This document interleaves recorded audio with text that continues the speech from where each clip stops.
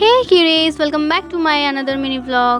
তো আজ গেছিলাম কলেজ স্ট্রিটে বোনের কিছু বই কিনবার জন্য। যেহেতু 11-এর সেশন স্টার্ট হয়ে গেছে, তাই ওদের কোচিং থেকে আর স্কুল থেকে বইয়ের রেফারেন্স দিয়েছে, তো সেই বইগুলোই কিনতে গেছিলাম। আজকেও আমরা গেছিলাম 5 জন মিলে। আর ফাঁকা ট্রেন থাকলে যা হয়, মা তো একদম শুয়েই পড়েছে। তো ট্রেন থেকে নেমে স্টেশন দিয়ে যেতে যেতে আমি সবার ক্লিপ নিচ্ছিলাম ভিডিওতে। আর আজকের ওয়েদারটাও খুব সুন্দর ছিল, বেশি গরমও ছিল না, আর আকাশটা মেঘলাও করেছিল, আর আকাশটা দারুণ দেখাচ্ছিল।